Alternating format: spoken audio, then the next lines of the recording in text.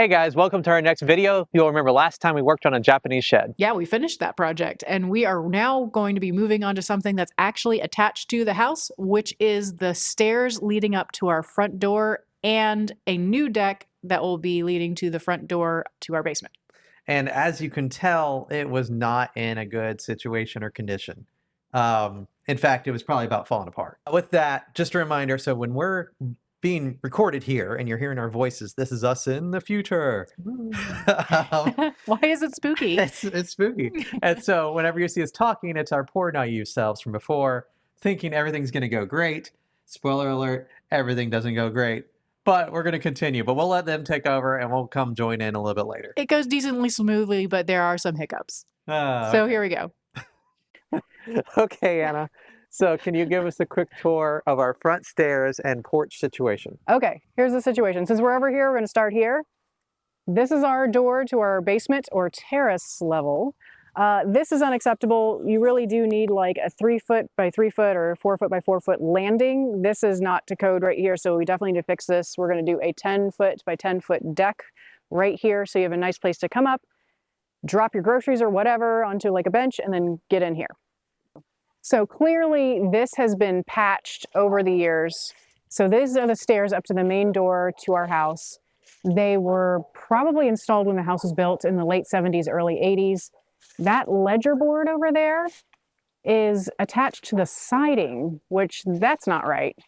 That's not right. No. So, and it looks like it's been patched multiple times. There's rotten joists. Everything's just falling apart. So we are getting a permit to do this, to fix this. We're not patching and limping along anymore, like whoever did this before, which that's really bad right there. So we're gonna fix this, do this right, and shore this up. No one's fallen off of this thing so far, even with it being so rickety. We even got our countertops up here in this state. We didn't realize this was the situation. And so those stone guys brought our kitchen countertops up these stairs, and it's amazing it didn't fall apart at that point. So, all right, so what are we doing next? What's the next thing? What's doing next is that we are completely replacing these stairs. We're modifying the design a little bit. So we're, instead of going straight down into kind of this overhang over here of the dining room, we are going to go down to a platform and turn coming out here, so we can move the sidewalk to this position. So we have one sidewalk going all the way down that serves both this staircase and this porch over here for the new porch for that door to the basement. Look at all the nails in there. Look. This is probably... And look at this, like, stabbed on right here. There are already 2 joists in here. This is the third. And somebody added this extra guy thinking that that was going to do something. Look at this dry rot. All right, let's tear it down. Let's tear it down.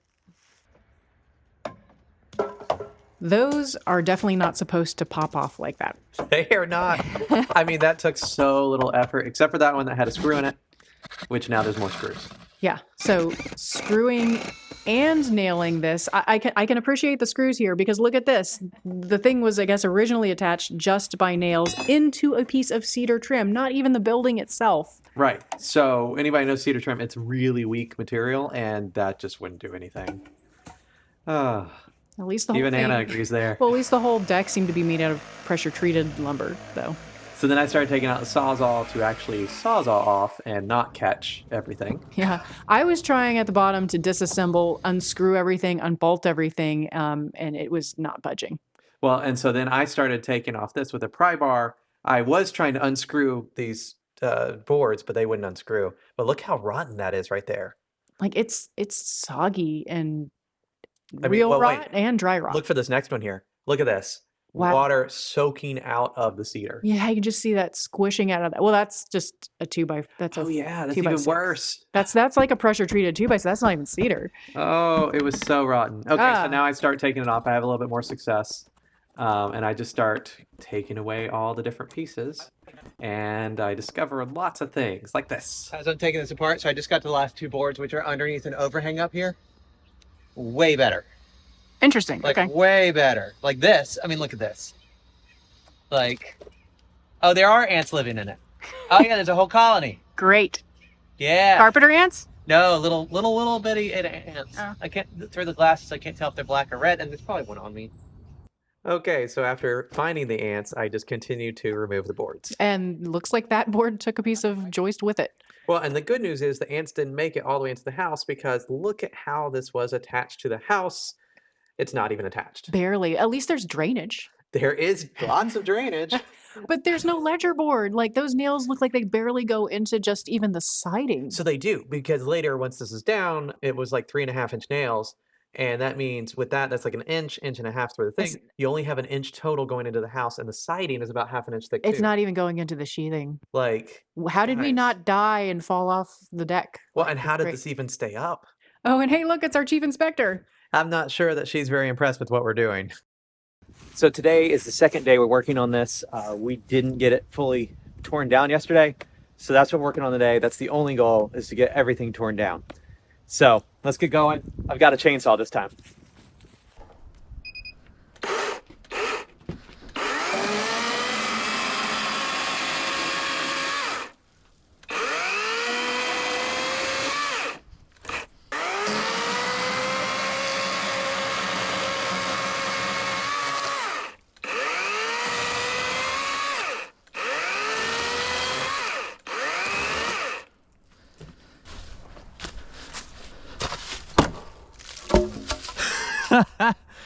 Well, that was easy. Just to show you. Yeah.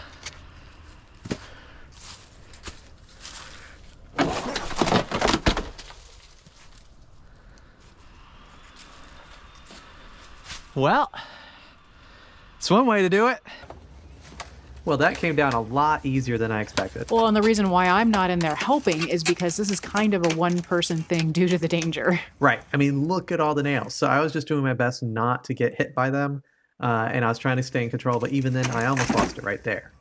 But on the positive side, if you look behind me there, you can see it pulled out pretty nicely from the house. Yeah, the siding is really intact right Yeah, so I was really happy about that while I'm carrying the big heavy board full of nails.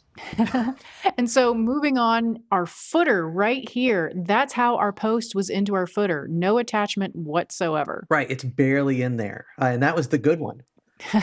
So I continue taking away, talking about this. This was the bad one, and I'm continuing to take it away. Oh, it's gonna And it's still at a distance because, again, two people may not be any better here because of things like that. It really was rotten. Oh, here you're filming me from like a ways away. I'm hiding behind the tree. Yeah. Oh, and there's a little pile that we were making. Oh, so now I'm going over the chainsaw, starting to cut it off in little pieces, so that it's just easier for us to maintain and take off rather than getting hurt again. And trying to take off what we can or what we can manage. Like these are actually pretty heavy pieces of lumber. That's true. A heavy board full of danger nails. Right. So we just continue to cut up the pieces into manageable sizes so that we can pull it away. Though I do have to say, this last piece that's still standing here, we weren't really sure what to do about it. That's when we decided just to shove it over.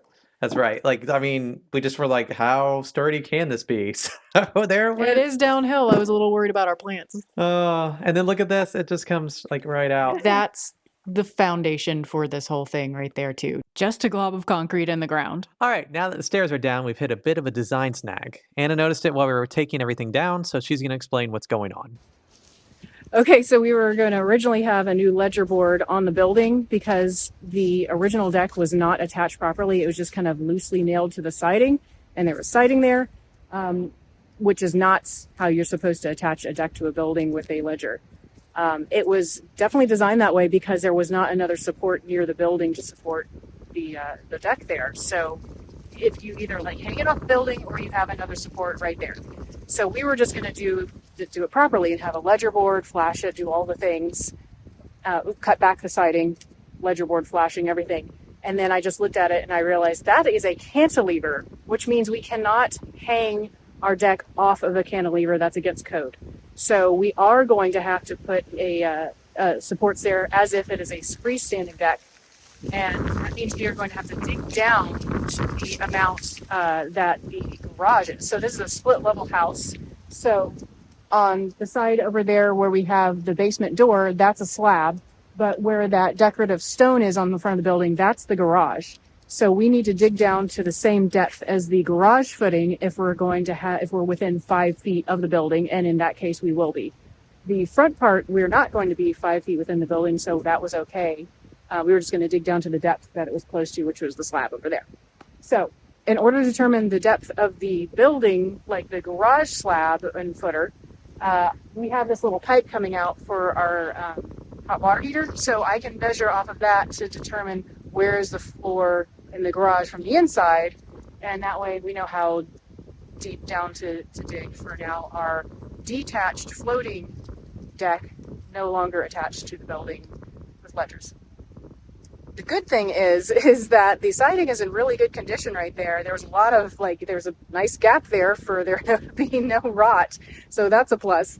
So we're just gonna have to change gears and treat it like it is a floating independent deck.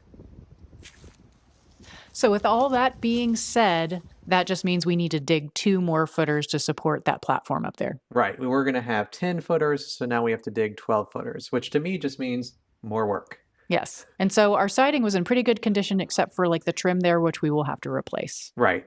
Overall, though, here's what the house looks like without the stairs. I think it's kind of nice. So, oh, and here's our delivery. So these are all the things we'll be using to build our stairs and deck. Lots of stuff like concrete and 4x4 posts and 6x6 posts. And there's rebar going in and the Trex, which I am really impressed by this Trex. This is called Coastal Bluff. We are not sponsored by them. Trex, you can reach out if you want. But Yeah. That's Coastal Bluff Trex, and it does look really good. And then here's all that like package of all the things right there. Spoiler, we're not going to use those sonotubes after all. Right. So next up is digging the footers. How hard could that be? Yeah. Super easy peasy, right? Yeah, it turns out there are problems. We'll get into it in the next video. We'll see you next time. Thanks for watching. If you haven't already, please like and subscribe.